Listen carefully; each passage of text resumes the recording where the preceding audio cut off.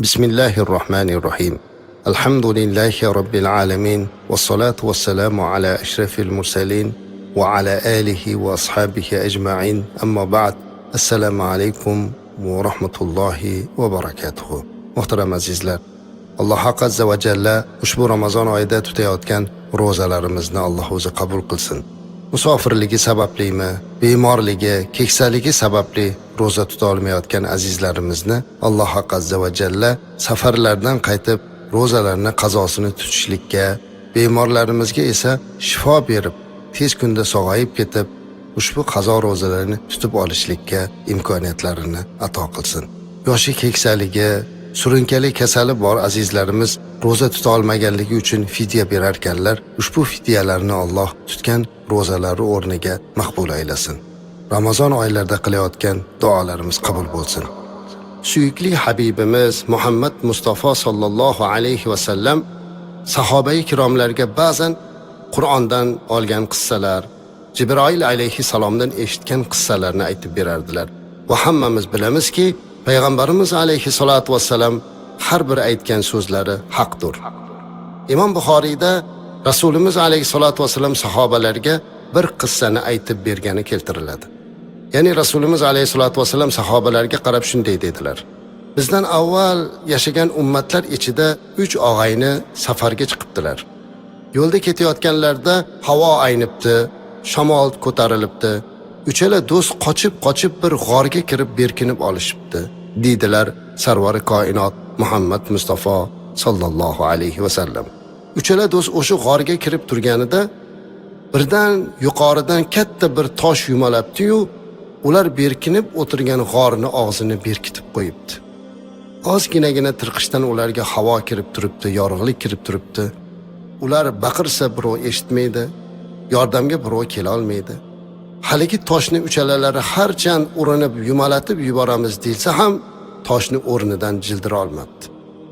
Azizlar, odatda mana shunaqa holatga tushganda inson nima qiladi bilasizmi? Duo qiladi. Boshqa chorasi yo'q.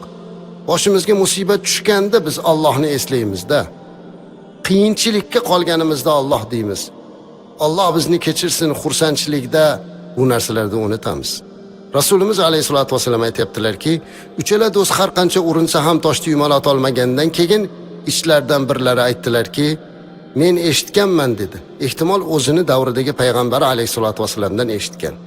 Kim bir ishni Alloh uchun qilgan bo'lsa-yu, qilgan ishini Alloh qabul qilgan bo'lsa, mana shu ishni vasila qilib o'rtaga qo'yib duo qilsa, Alloh duosini qabul qilar ekan. Mana shunday qilib duo qilaylik dedi. Va har biri Alloh uchun qilgan ishlarini eslab duo qilib berdi. Birinchisi shunday dedi: menda Alloh uchun bir ish bo'lgan.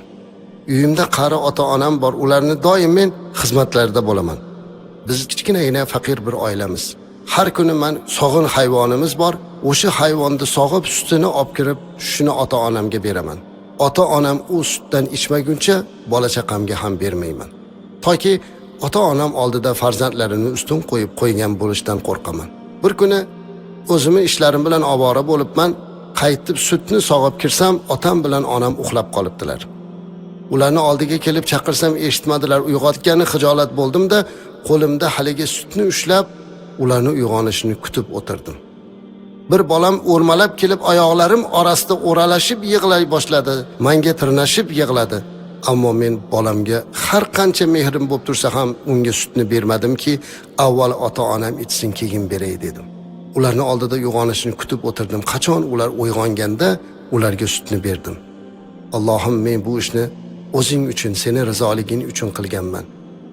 Mana shu xayrli ishimni qabul qilgan bo'lsang, bizga najot ber deb duo qiluvdi.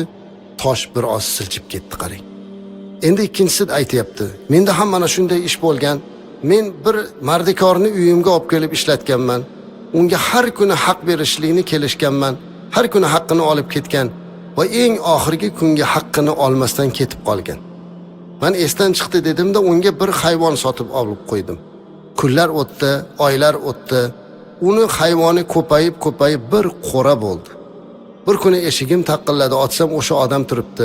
Esingizda bo'lsa, meni bir kunlik haqqim qolib ketgan ekan dedi. Men unga bara bu dalaga bor, u yerdagi tuyayu qo'ylar, hamma hayvonlar seni bir kunlik haqqing dedim.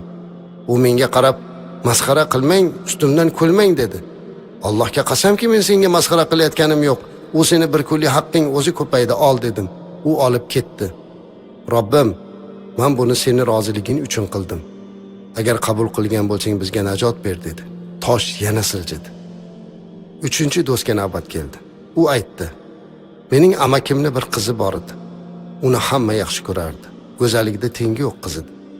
Men ham unga oshiq bo'lib o'g'irlab qochib ketib qoldim.